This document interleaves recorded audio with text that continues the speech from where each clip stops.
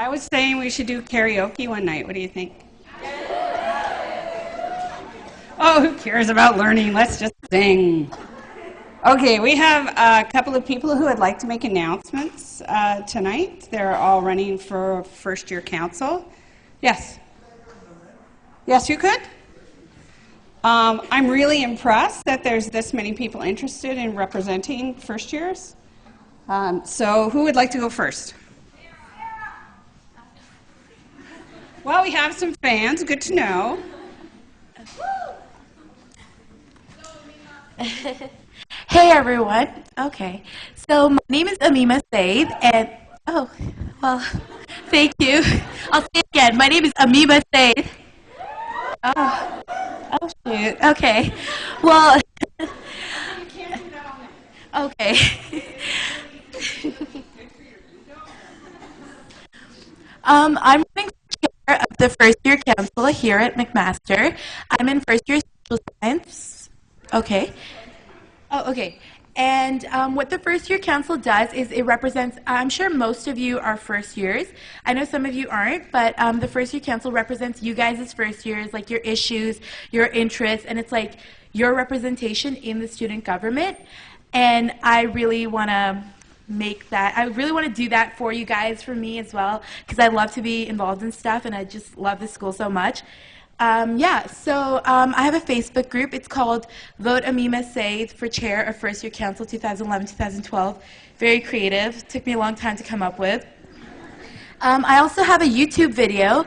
It's in the McMaster accepted class 2011-2012 group. It's kind of a parody of the Can I Have Your Number video. It's pretty funny, if I say so myself. But yeah, voting is next Thursday from 9 to 5, and depending on your faculty, it's either in the Burke Science Building or the Mills Library. But yeah, thank you so much for your time. Hope you guys all come out to vote, and have a great day. Oh, and I don't know if I said what I was running for, but I'm running for chair. All right, thanks, guys.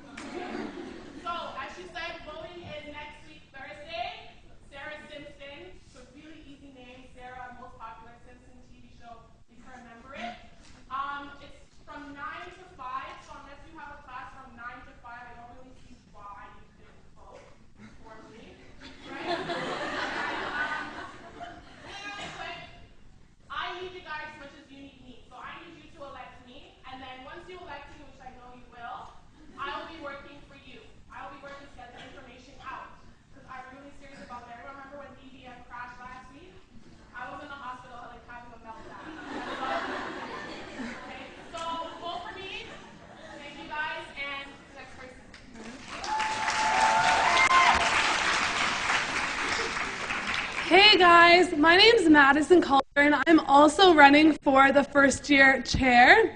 I really want to represent you and get out there and be part of MAC for first year. I love MAC. It's a great school. I hate the reading, but I have to get over that. I'm going to try and do social things with this with the chair and with you guys so that we can have fun.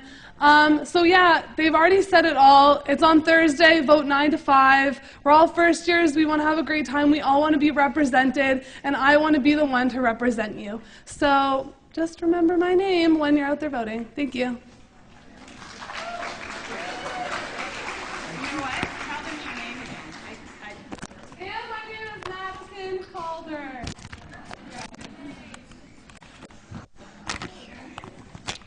Hi. Wasn't really expecting to talk to you guys today, but didn't want to get outshowed here. My name's Eric Gillis. I'm also running for chair, and I want to really advocate for you guys some of your concerns. I'm sure, who here, didn't know for quite a while when their first tutorial was, in whatever class? Just as an example.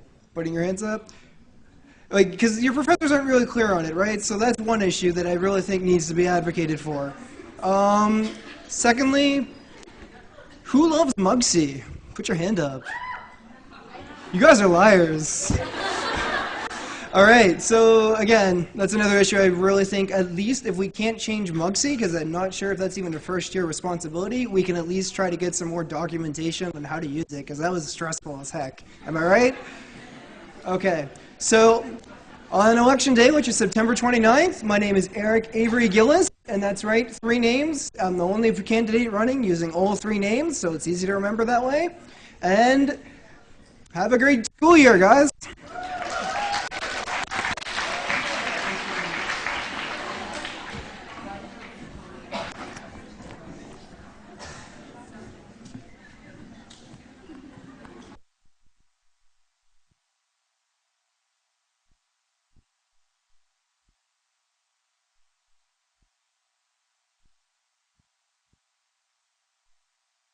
Hello?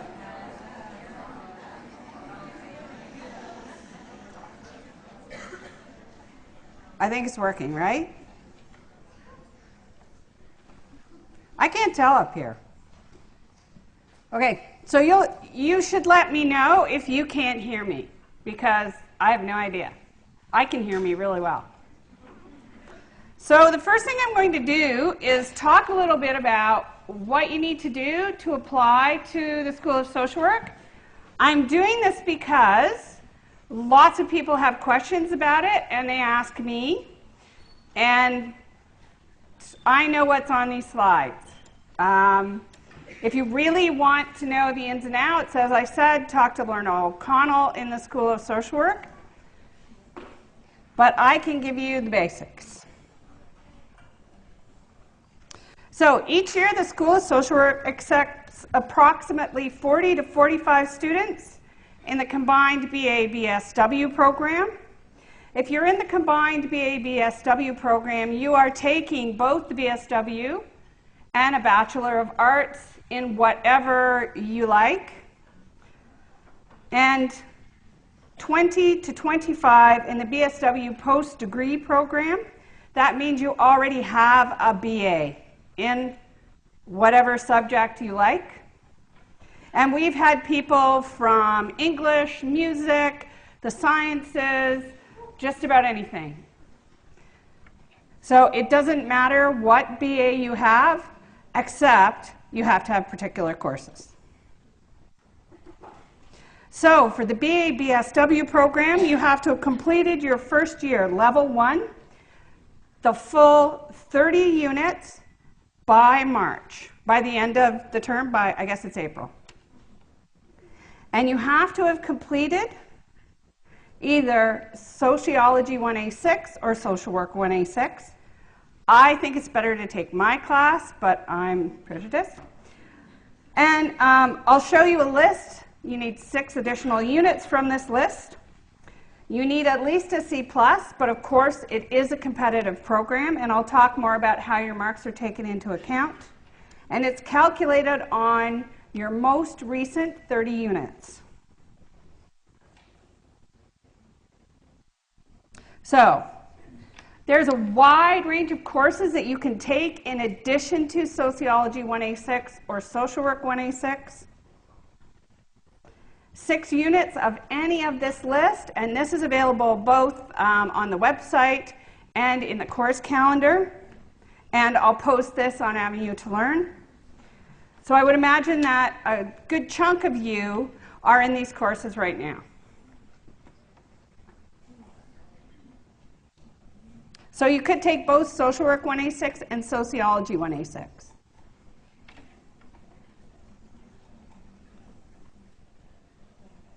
If you are coming from college and you have a social services diploma with a minimum grade point average of 3 on a 4 scale or 75%, you're actually considered to have completed this course.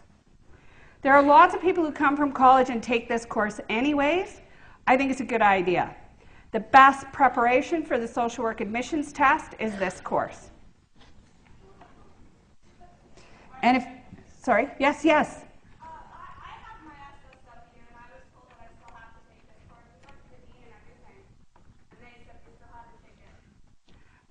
And I had a way higher than that 3.0. So just saying. You should talk. So all I can say to you is, you should talk to Lorna, because I am not the person to talk to. I am giving you the information on the slides that was given to me. And I would tell you that I've had lots of social service diploma people in the class, and they really value having taken the class. Well, that's not my concern. I'm just worried because it says I have to take 6 additional units. So Yep. Good question. No idea. I told you, I am not the person to ask. See, I've tried to answer those questions in the past, and I usually get it wrong.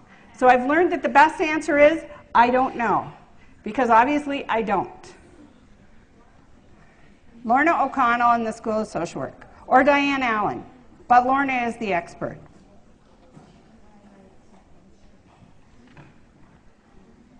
If you want to go into the BSW program, post-degree, completion of an undergraduate degree from a recognized university, and then the 6 units or the equivalent, and you have to work that out with the registrar's office and the dean's office, and 6 additional units or the equivalent and the same thing, at least a C+, and you have to complete all of the work required for your degree before April. And they're really, really sticky about that. So if you have 24 units, you can't apply. If your BA is almost finished, you can't apply.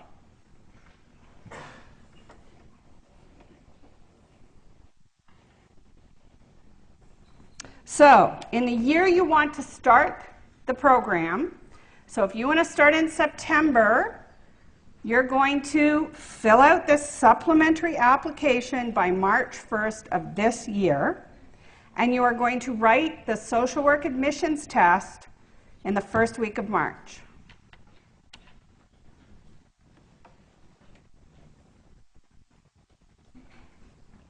If you have any learning issues, you can receive accommodations to write the SWOT. If you are an Indigenous student, that is First Nations, Métis, or Inuit, you can, there's a special admissions process that you can go through if you prefer. And the letter is in the process of being phased out, but if you want to take the alternate admissions path, again, talk to Lorna. And that's Bonnie Freeman. She's one of our faculty. She was also one of our students. She was one of my students, actually. The reason that we have a social work admissions test is because we want to see if you're the kind of person who would fit well with our program. There are lots of social work programs across the country, and we have a very particular focus in our program. And that's why I say it's a good idea to take this course, because this course really gives you an introduction to the focus of the school. And we look at things from a very particular perspective, a social justice perspective. And that perspective is something that we look for very strongly in a social work admissions test. Don't ask me what's on the test because I don't know. Don't ask me how to do well on the test because there's only two things I'm going to tell you. Read the paper, come to class. Use the information that you learn in class to think about the things you read about in the paper. So, a social justice perspective and knowledge of current events are your best preparation. I don't have any other hints or tips. I just don't. So I don't have special hints or tips that I save up for people I like. Those are my hints or tips.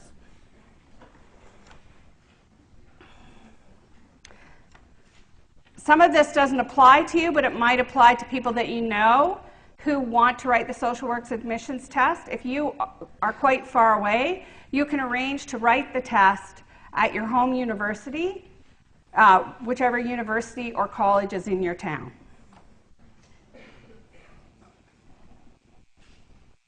And if you want to write off campus or you need accommodation requirements, you need to let the office know by February 1st. So how do we decide who gets into the course?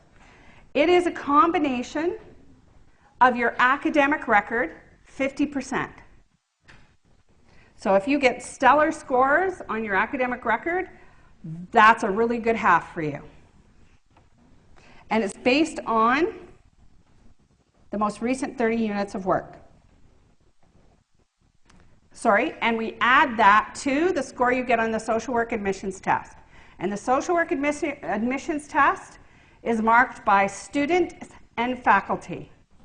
So one student marks it and one faculty. And if there's too much difference between the two of them, there's a third person who marks it.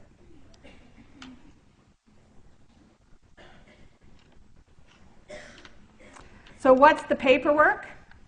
And you have to get the paperwork done, and you have to get it done on time. You have to fill out the supplementary application for admission. You have to do the SWOT, and you have to provide your transcripts.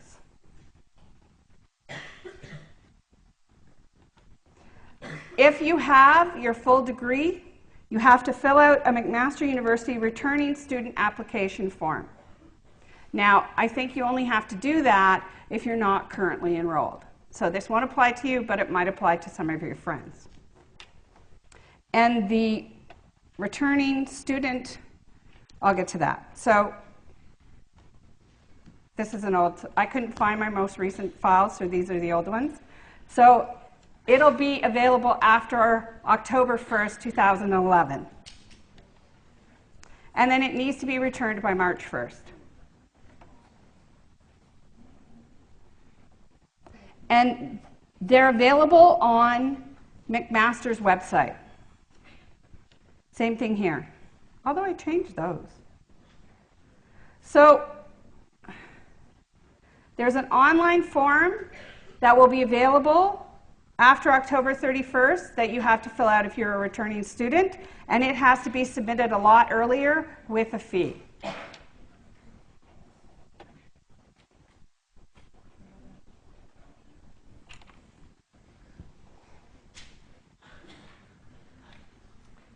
There's usually 2 dates that you can write the test. One is during the week and one is a Saturday.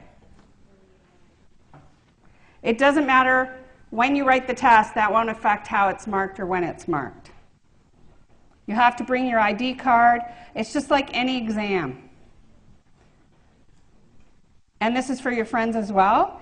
You have to apply to the program if you're not already in McMaster.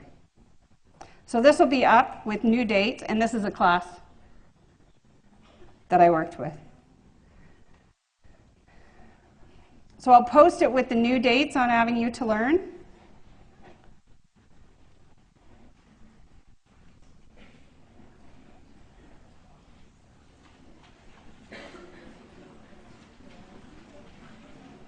Any questions? Yes. Over 300. So I encourage you to apply and write the test. Because even if you have a C+, if you do really well on the admissions test, you can still get in.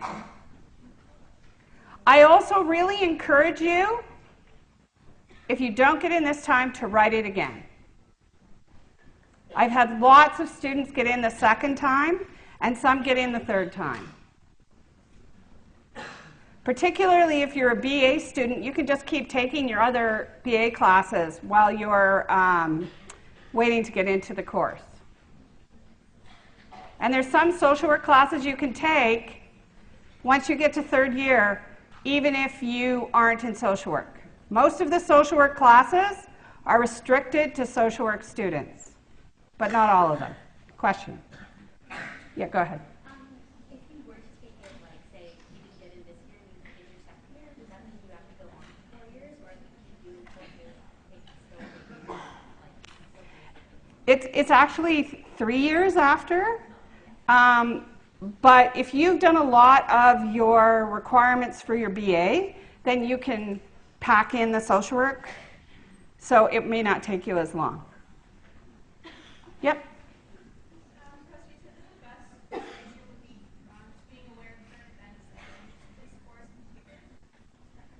Yes. The best preparation, again, is to think about current events in light of what you learn in this class. Because what you need to start doing if you want to go into the social work program and if you want to do well on the social work admissions test is you need to start using the tools that you learn in this class to analyze social problems and to think about social problems. If you decide that you really don't like this class, and I'm sure some people will, then I would recommend that the School of Social Work isn't the best place for you. That there are other schools that have different perspectives that might work better. Now, if you don't like me, that's fine. There's other people who teach that you might like just fine. But if it's the content that you have difficulty with, then it might be problematic. Any other questions? Any other questions about last week or the course? Yep.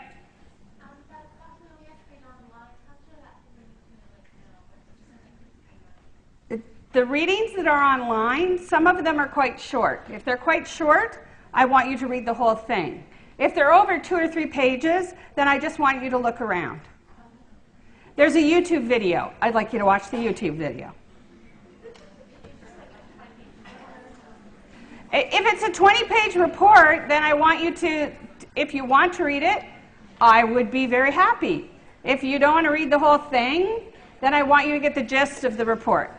And just get the most important facts from it.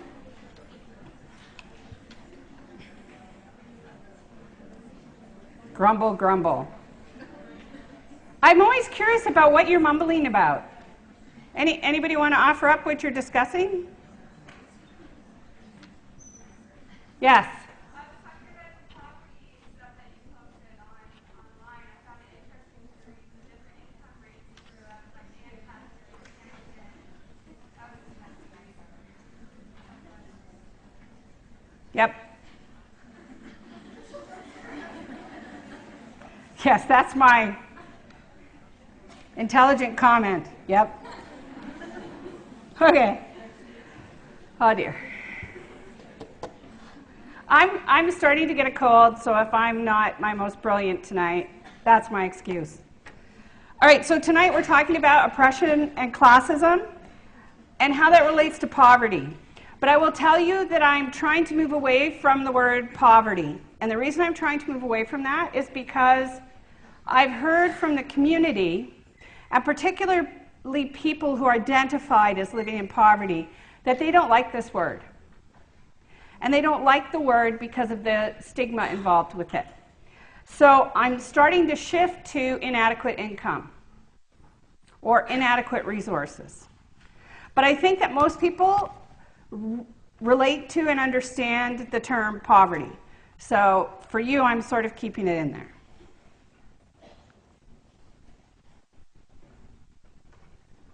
I also wanted to just let you know about the assignments that are coming up, and they'll be posted on Avenue to Learn by Monday. The first assignment, and you will see that there are small assignments linked to your workshops or tutorials, and then there's usually a larger assignment that's work outside of those. So we've been spending the first tutorial on academic skills. And I think one of the best ways to learn academic skills is to use them. It's sort of the best way to learn is to teach. And so what I'm going to have you do is mark a paper. And it's a paper that has been identified by some people as a weak paper. So there should be quite a bit of marking in there. And then we will mark your marking. I think the bigger paper is about the history of social work. And I want you to explore this topic on your own. So there's the chapter in the book, and there's also a website, an interactive website, on the history of social work in Canada. And then I would like you to write a paper. And then we'll be doing a workshop on living on welfare, and I'll ask you to write a reflection paper on that. Yes, person at the back. Is it only welfare in Canada or like just welfare in general? No, it will be living on welfare in a very local way. Yeah. You'll see that in this course, we tend to focus on the local and the national, and we sometimes get to the global level. Yep. The October 27th for submission. Yeah, this is all three of them. They will be by Monday, that's what I said. I just wanted to give you some advance warning. Yes? Where do we find the weak paper? It will be on Avenue to Learn. Yeah, no, I'm giving you the paper. Yes?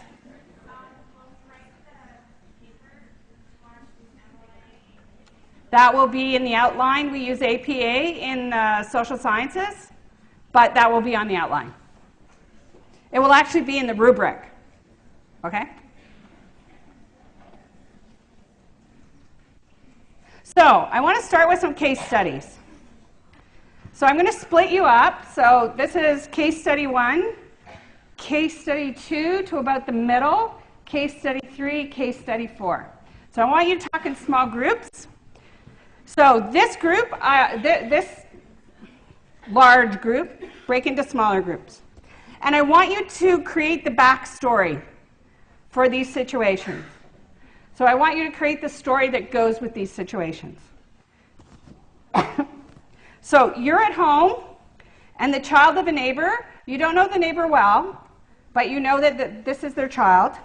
They show up at your door, and the little guy's in pajamas. He's 7 years old. He's in pajamas, in tears, and saying he can't find his mom. What's the backstory? This group is the backstory for Dave. Dave lives downtown. He's 22, and he visits the food bank monthly because you can only go to the food bank monthly. This group, you see Lucy being put into the back of a police car. She appears indigenous, is disoriented, and her speech is slurred. And that one, and the final group over there, you see a woman in Jackson Square in a store muttering to herself as she looks at the merchandise. Go. You got 5 minutes.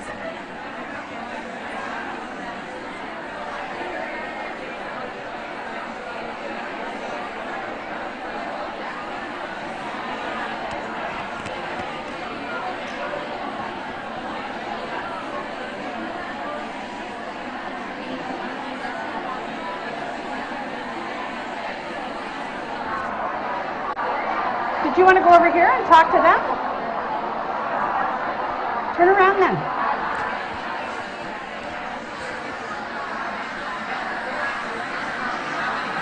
Or come up.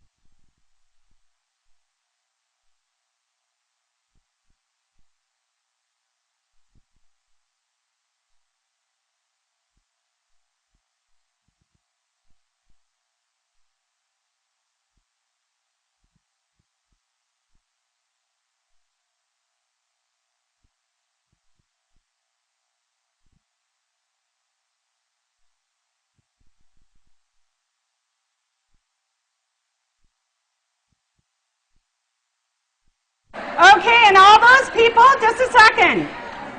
All those people who are busily typing away on their computers, I will make you close them. So please interact with the class.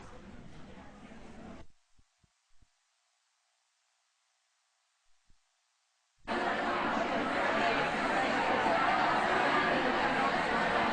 you have a question?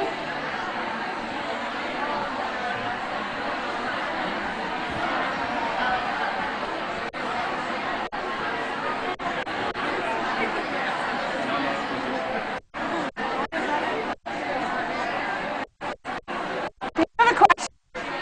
Yep. What's the story of this woman? Tell me about her. Are we supposed to have this submission checklist for this week's tutorial and next week's? Because I don't have enough.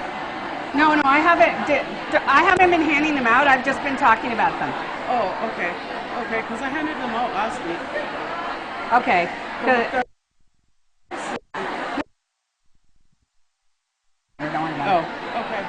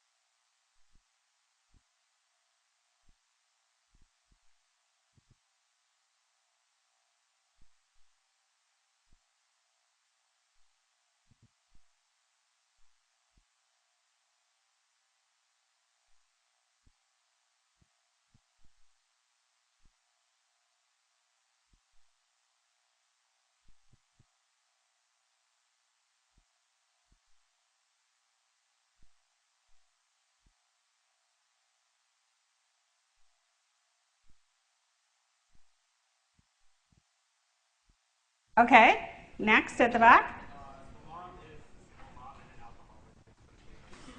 Okay. Yep. I figure she probably is a single mother who can't afford childcare, so perhaps she works a night job. Okay. Yep.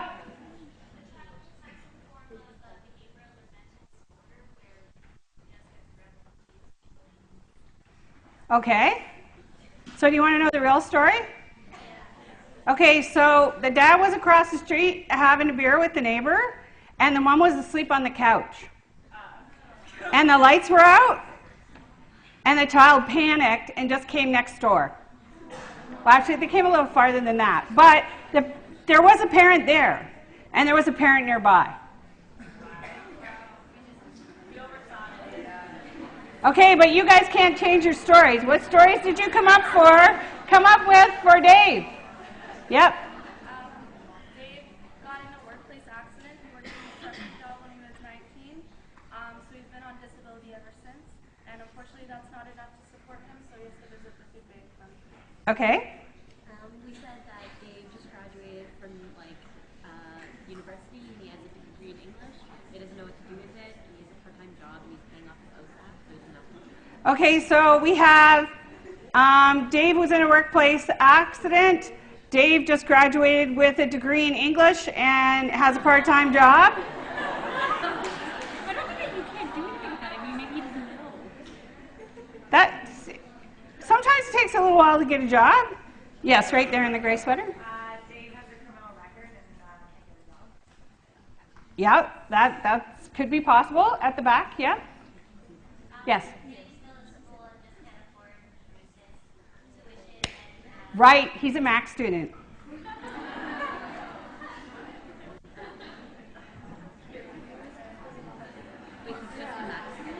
Yep.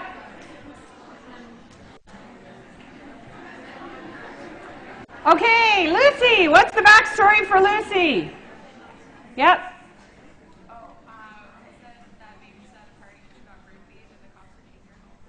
So maybe she was at a party and she got roofied?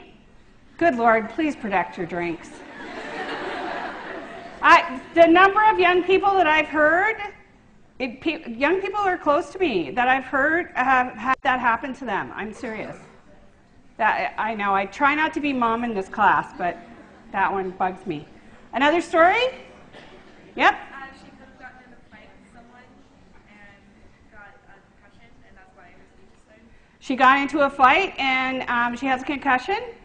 Yep. Lucy went to a party, she got a little bit too drunk, she's underage, so the cops decided to take her home to her. Okay, so she's underage and she got a little bit drunk. Yep. Lucy is diabetic and her sugars are like... Were you in the class last year, or you know somebody from the class last year? That's exactly what happened. Yep. She has diabetes, and she's having trouble with regulating her sugars, and it's actually the precursor to diabetic coma. So, yeah. Yes? Sorry? Because the police don't know that yet. They've made assumptions about Lucy. Thank goodness they figured it out. Okay, you see a woman in a store in Jackson Square? Yes, at the back. Oh, that's too easy. That's a commercial. Yep. The woman's not understanding the product that she's trying to buy. The woman's not understanding the product that she's trying to buy. What else? Yep, at the back. Yep, right there. Yes, you looking around. Yes. Sorry? What was your answer? Maybe she was just stressed out, having a bad day, and ranting about. Go ahead, Amelia. What do you think? We said that she lost her shopping list. She's talking out what she needs to buy. What would you assume about somebody who is standing in a store talking to themselves? Seriously. Shh. You're not playing along. Go ahead at the back. That's the assumptions. You're going to assume that she has mental health issues. Well, not everybody would. But the person who was in the store with me sure did, because that was me. And I'm standing in the store trying to decide what to buy, and I have a tendency to talk to myself, and I look up and there's this woman slowly backing away from me.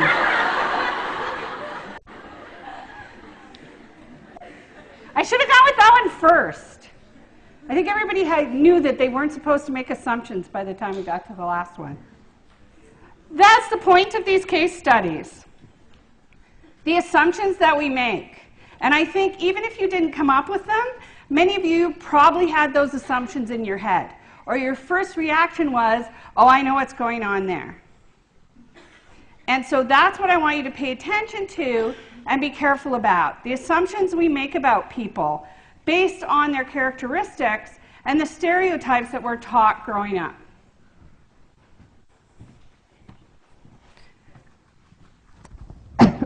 And I still talk to myself, so.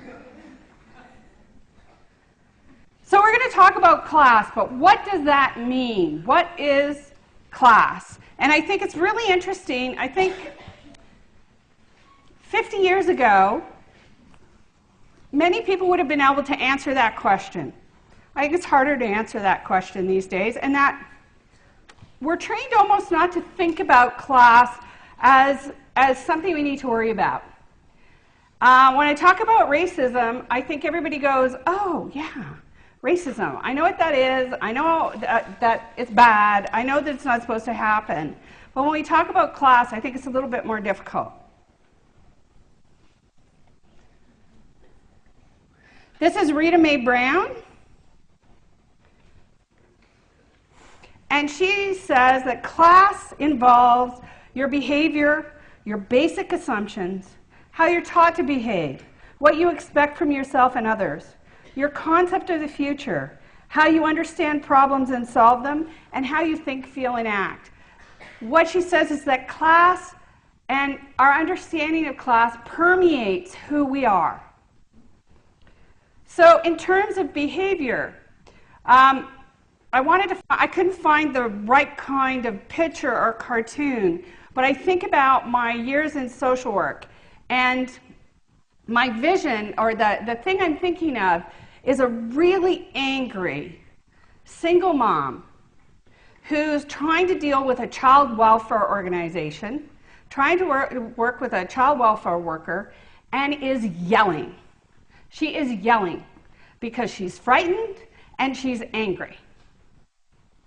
And from her perspective, she is fully expressing herself and trying to let that worker know how upset she is.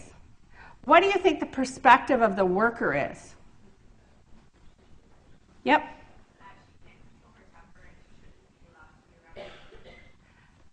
The worker, who tends to come from a middle-class background, would see that as behavior that isn't well controlled, as rudeness, as operating outside the norm. Yep.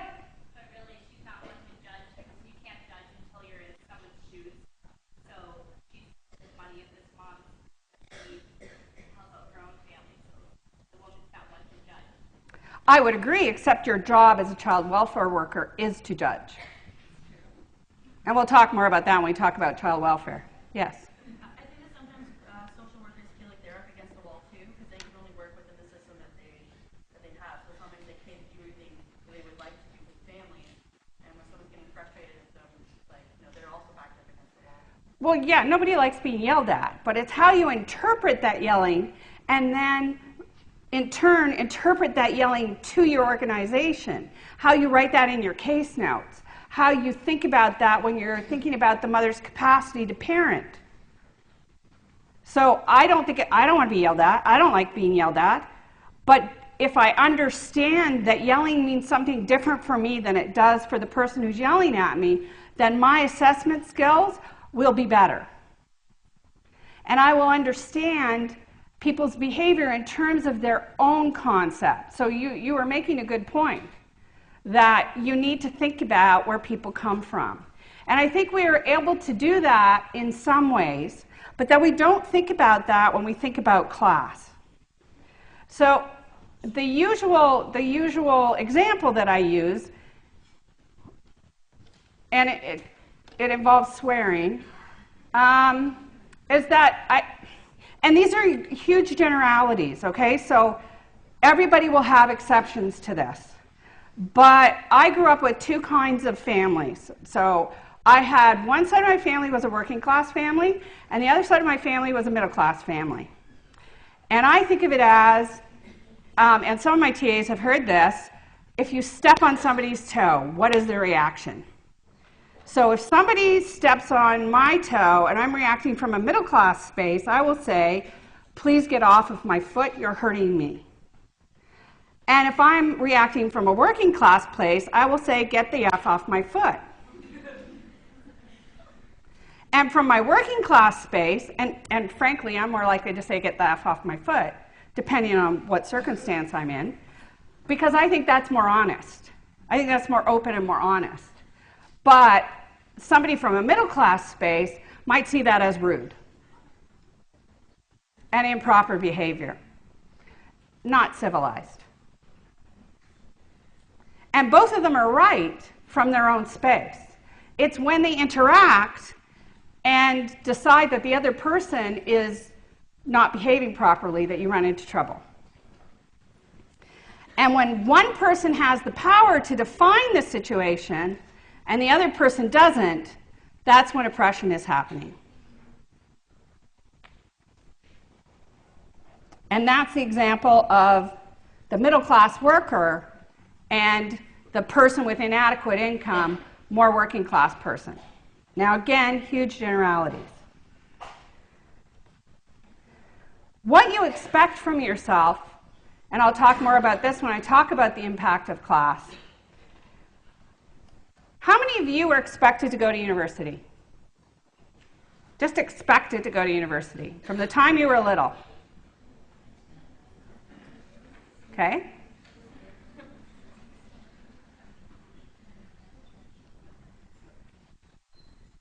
How much do you think that had an impact on you actually ending up here? Yep. Oh, you're saying, okay. How many people think it had a huge impact on you being here? Okay. If you grew up in a family where nobody went to university and you weren't expected to go to university, how much of an impact do you think that would have on whether you got here or not? Yep. Remember, there's always exceptions. And yes, that it was my story as well. I was told that I was lazy when I decided to go to university. Yep.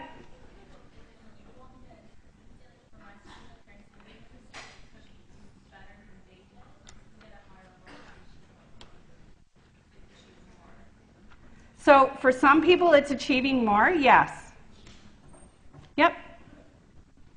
Go ahead.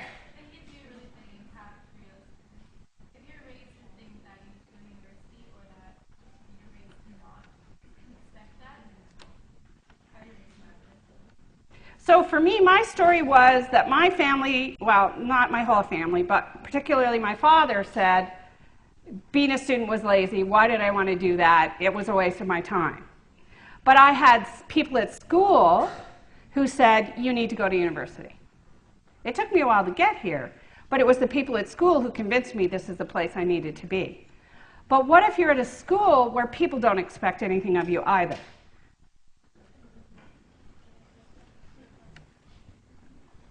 I also think that a concept of the future is very different. Imagine that if you have to get through every single day, and you barely get through every single day, how hard it is to think about 5 years from now.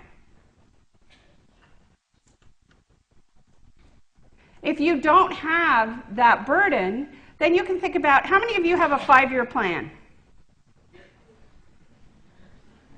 Seriously? Really? Megan's laughing because I do not have a 5-year plan. Interesting.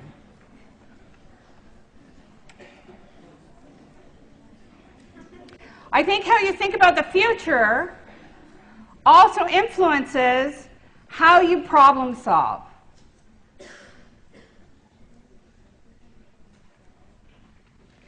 And how you think about problems. So how many of you, if you got into a big mess, say, I'm trying to think of a good example.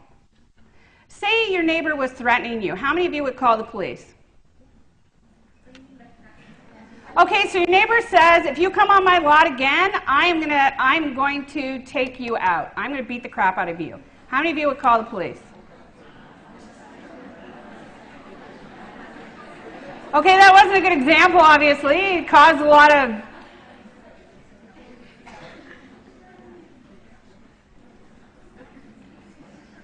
If you were personally threatened, if somebody personally threatened your life, how many of you would call the police? Okay, you can't tell your dad.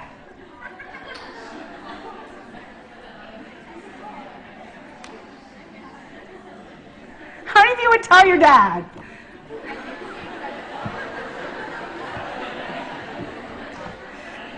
How many of your dads would call the police? Okay, wrong audience. I have to think of a better example next time. My point is that there are many people in this city who would not call the police. They would not think of that as a way to solve their problems because the police aren't their friends. We'll talk more about that. Why is class important?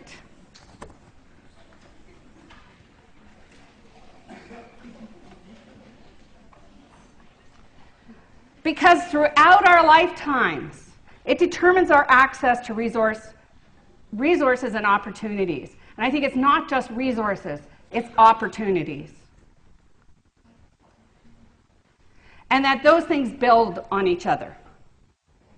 And I remember standing at the school that my kids were going to when my first kid went to kindergarten. And there was a French immersion program in the school. And there was a huge difference between the kids who walked into the French immersion program and the kids who walked into the ordinary school. And I could tell that the kids who were walking into the ordinary school had many fewer chances than the kids who were walking into the French immersion program. It was obvious right there. And so if you don't have opportunities when you're 5, that affects the opportunities when you're 10, which affects the opportunities when you're 17, which affects the opportunities when you're 20, and so on and so on and so on. Now again, I'm speaking in generalities. There are kids, I know there are kids who walked in that other school door who are doing very well right now. But that's not the majority of the kids who walk through that door. Yep? Yes. What was really interesting was the group of people who used it. And the group of people who used it tended to be more affluent, which I found fascinating, yeah, because it was open to anybody. But to be in French immersion, you had to, if your kids were in French immersion, you had to be a much more dedicated parent. So you had to have the time and the resources.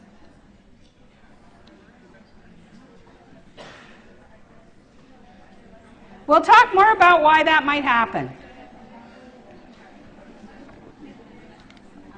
Comments. There's obviously comments. Share them with the class. Oh, crap. See, now that's podcast. That I don't know what I'm doing. There you go. Don't lean on the smart board. Yes?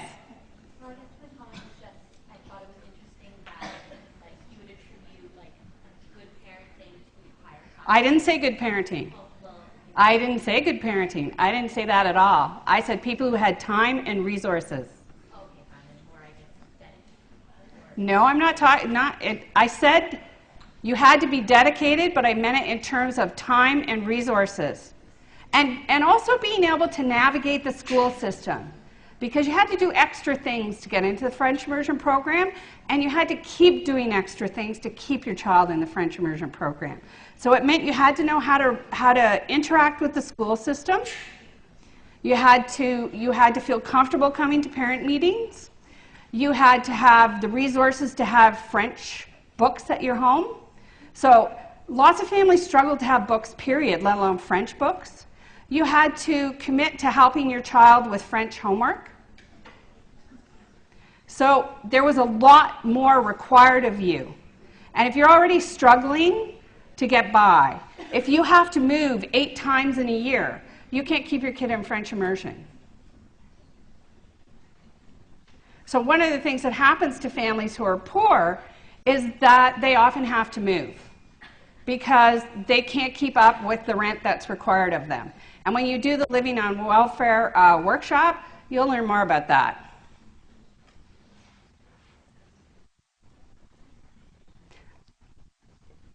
How many of you, many of you live in student housing, right? How many of you live in student housing? Yeah. I'm not talking about residents, I'm talking about off-campus student housing. Okay. How many of you have had to look for an apartment, just for you? What was the average price for an apartment? $700, yeah. And what was that for? What did the apartment look like? So utilities on top of that, right? And what did the apartment look like?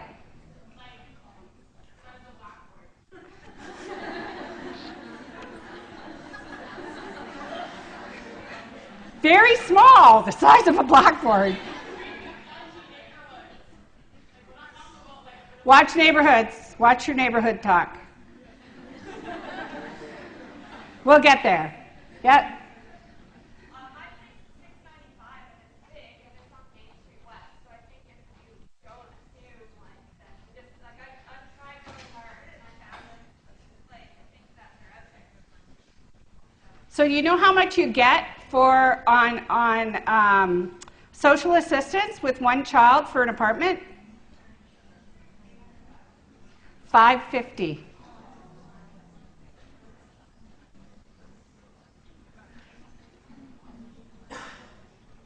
Yep. Well, if you have a part-time job and you're on social assistance, they claw back your earnings. You can earn a little bit more, but not much.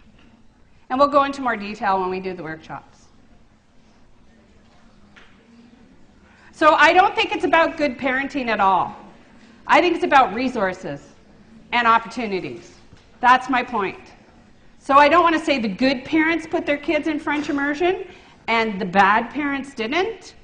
The people who were able to put their kids in French immersion had more resources and therefore more opportunities. Yep.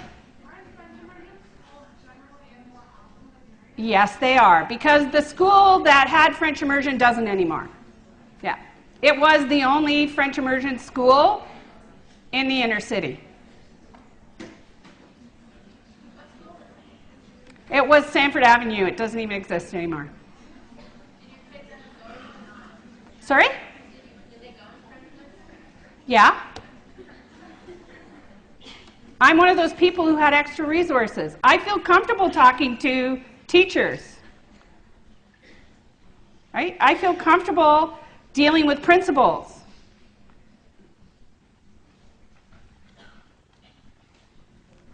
Lots of different resources. I'm not just talking about money.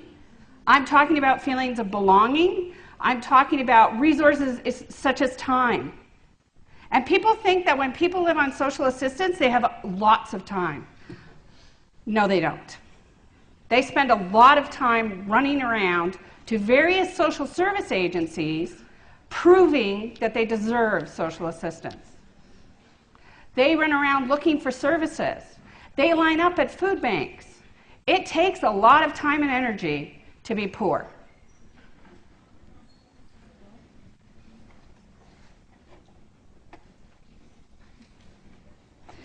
So one of the things I want to talk about is, as social science researchers in particular, we identify people as of particular classes. And we do that in various ways. So we do that by looking at education, because there's an assumption, and just remember that research is also bounded by stereotypes and assumptions. So there's an assumption that if upper class people have more education than people with inadequate resources. That's not always true, but it certainly has an impact. So education is one of the ways that we measure class. Income is one of the ways that we measure class. The more income you have, the more access to resources. Therefore, the closer you can get to what we might call upper class. Occupation. There are particular occupations that are considered more upper class and more likely to provide you with an adequate income. So all these things are connected. And then there's a completely different way to think about class, which is much more based on who owns the means of production. So who has a way to make their own things, and who has to sell their labor, and therefore has less control over what they produce. And I think this is important in terms of, we'll talk more about it when we talk about societal impact. It really is who's in control of the resources. Who's in control of who gets which resources and who doesn't? Who gets to move around resources? So there are many people who are part of the middle class now, but will they stay part of the middle class?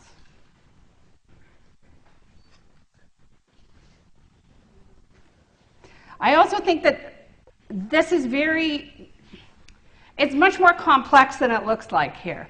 For example, education and income can contradict themselves. So, I mean, I know several plumbers and electricians who make more money than I do. So their occupation would designate them as working class, but their income would designate them as middle class or upper middle class.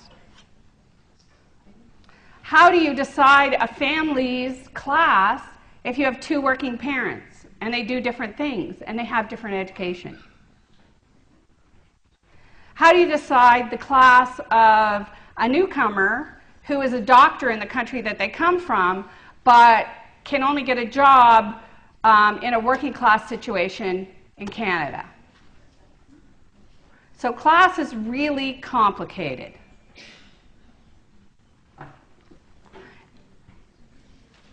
And there's different ways of thinking about it in terms of research, lived experience, and control of resources.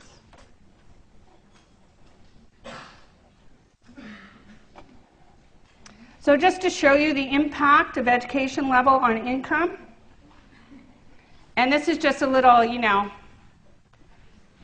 go to university. It'll get you more money.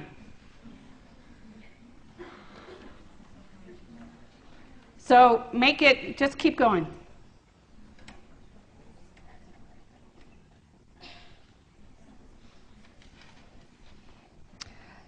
The other thing that we do is measure poverty. So how do we decide who's in poverty? And this is a chart actually from Hydro One, and it's how they decide who can get emergency assistance and who can't. But I just wanted to show you the chart because I think when you're thinking about income, it's important to think about where people live.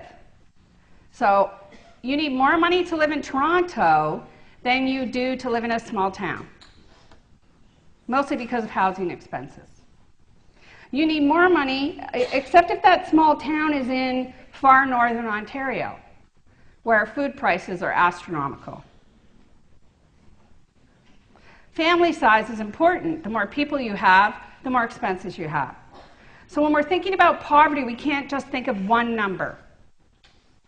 So this is the low income cutoff, and this is set by Statistics Canada. And what they do is they look at the percentage of income that a family has to spend on housing and food, on the necessities, and then how much they have left over. We also have a measure called the market basket, and I think the market basket is somewhat more accurate because it looks at the cost of what it really takes to have a somewhat sustainable life. So not completely sustainable, not completely engaged in your community, but not subsistence either, somewhere in the middle. What does it really cost? And then we have a low-income measure, which is 50% of the median income for your group. What I will tell you that anybody on social assistance or anybody working at minimum wage is under all those measures. They're below all those measures.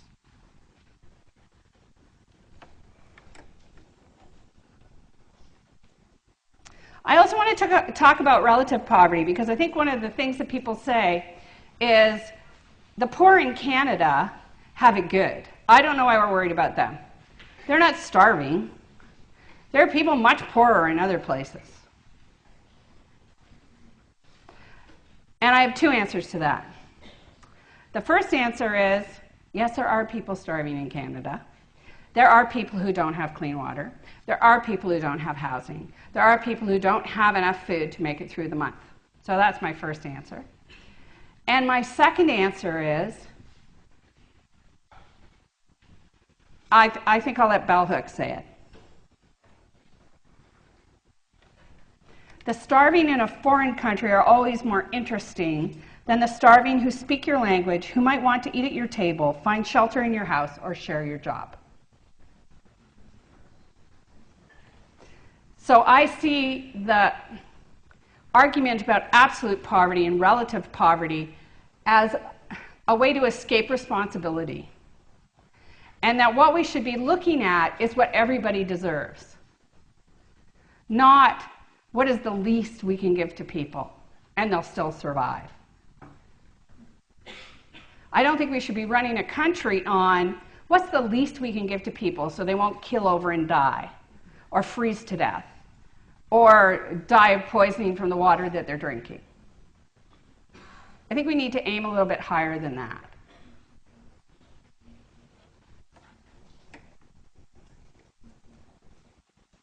So I think the people who talk about relative poverty versus absolute poverty are just trying to avoid the issue.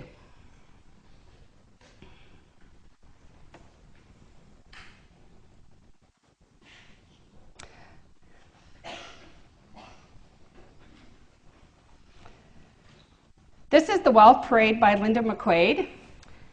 And since I forgot to print off the story, I'm going to have to remember it. But this is about income distribution in Canada. And what she says is if you took all of Canada and you represented them in a parade that lasted about an hour, this is what it would look like. So I may not remember the numbers exactly. Anybody else know this and can help me? No? What's really interesting is that for the first 10 minutes, I remember this part, the first 10 minutes, people are underground. There's a huge chunk of Canada that have no assets whatsoever. They owe money. And so they'd be marching under the ground.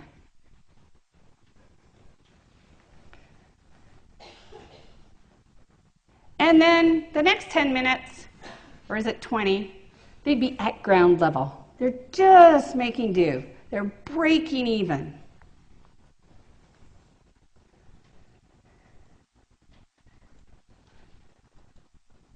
And then for the next 20 minutes, you have dwarfs. They're only about this high, or little people, whatever. I know that little people's the correct term, but these are dwarfs, the 7 dwarfs. Very short people because they don't have a lot of money. But then it gets really interesting because right at the end of the parade, for the last little bit, so a very small group, are as high as the CN Tower. That's how much money they have more than other people. And for the very last minute of the parade, there are people in outer space. That's how tall they are. So they make that much more money. They have that much more in wealth than the people who are under the ground.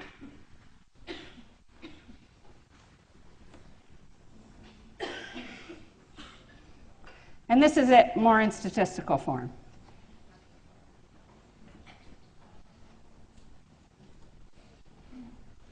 So just to show you that there are huge disparities, and Canada isn't the most disparate country. I think the US is the most disparate country, but we have a huge disparity between the very poor and the very rich. So I just want you to take a few minutes, like 2, to talk about what kinds of stereotypes and assumptions we have about people with inadequate income or people who live in poverty. 2 minutes.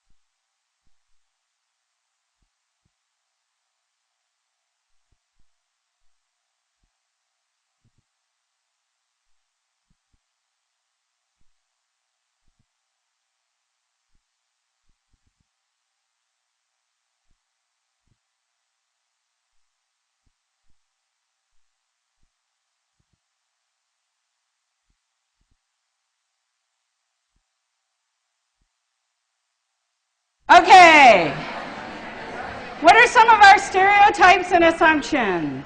Yes? That they're drug addicts. That they're drug addicts? Why don't we care about rich drug addicts? There's a lot of rich drug addicts out there. Why don't we care about them? Why don't they bother us? Anyways, in the green, or lime green, yep. That they're lazy, yep, over there. They don't have any education. See, I think we have to be careful about how we define education, because we're really narrow about how we define education and how we define smart people. And education doesn't necessarily make you smart, sorry. And education can come from lots of different places. Yes? Typically single and female. Single parents and female. Yep.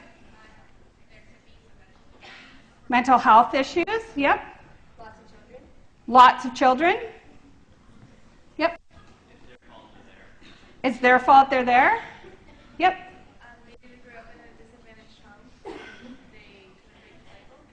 They grew up in a disadvantaged home and couldn't break the cycle.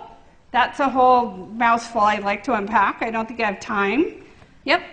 They're a drain on society. They're a drain on society. What else?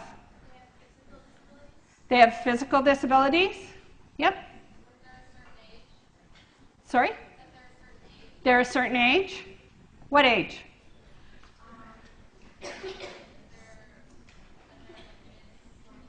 Mid-40s. Yep, at the back there. They're immigrants, newcomers. Yep. That if they really, really wanted to, they could get out of it. I don't know anybody who grows up wanting to be poor, that's their goal. What do you want to be when you grow up? I want to be poor. I want to have no money, no job, no hope for the future. That's my goal. Yes?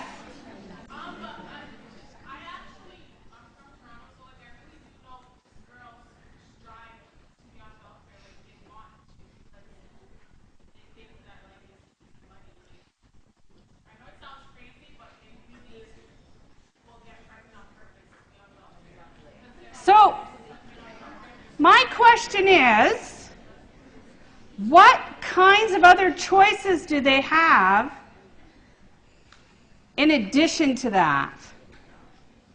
So, what other attractive options do they have in addition to going on welfare and having a child?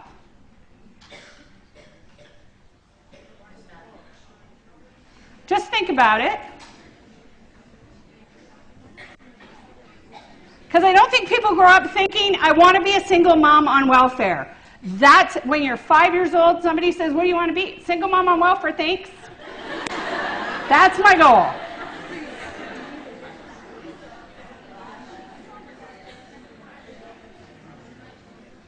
One more comment? No? Okay.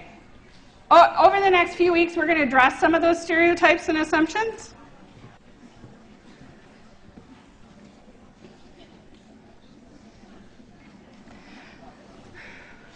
So, the impact of classism on individuals.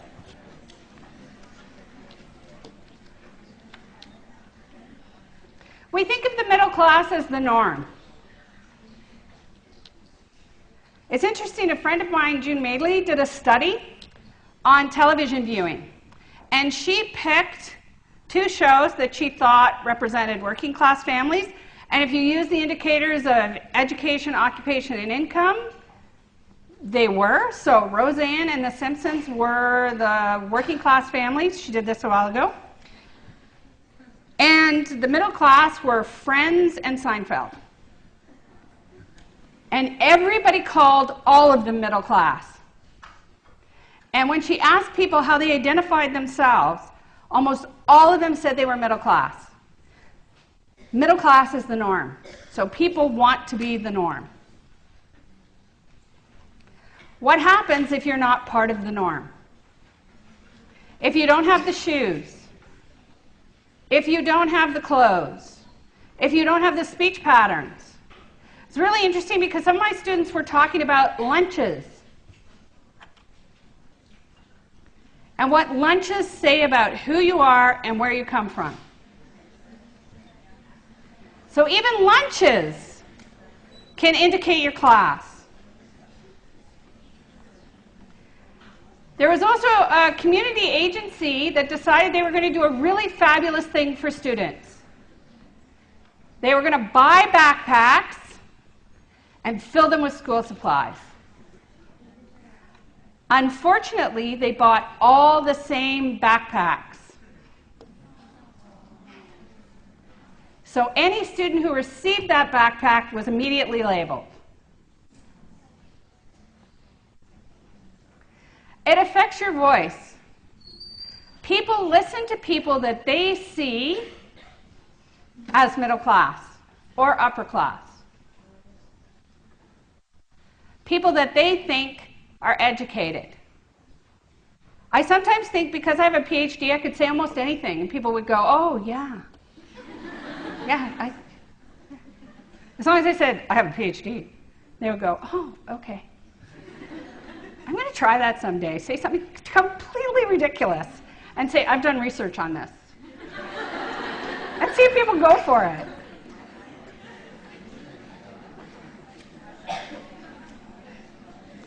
And it affects opportunities. I mean, I wonder, and I know not everybody in the class not everybody in the class has grown up in relative affluence. There are some people in the class who grew up with inadequate resources. I know that. There always are every single year, and I want to acknowledge that. And some people can do the living on welfare exercise really well because they have. But I think the number of opportunities that are available to you are reduced by your class. So how many of you, and you don't have to put up your hand, but I just want you to think about it, how many of you had education funds? Had money put away for your education by your family? How many of you, your parents are paying for this, either with the education fund or their own cash? Okay. So your life, just to let you know, your life is very different from some of your fellow students who have to work sometimes full-time while they come to school full-time to pay for their education and their living expenses. And you can imagine what a difference that makes to how much time you have to apply to your schoolwork. Opportunities.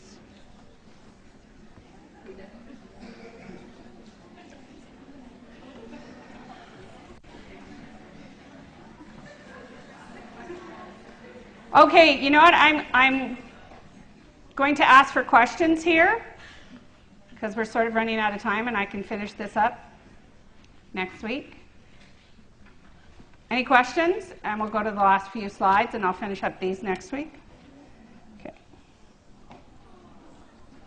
No, well, we're going to talk about this. Okay. Some of you are really sad you're going to miss that. That's good. Okay. The next 2 weeks we're going to have guest speakers. There will be some time, I'm sure, for me to clean up some bits and pieces. Okay, don't do that. Have you seen the dog yet? I have the picture of the dog today. Please don't move until you see the dog. It's a really cute picture, too. Next week we have someone coming to speak from the Common Coalition campaign, which will talk about addressing poverty issues at the provincial level.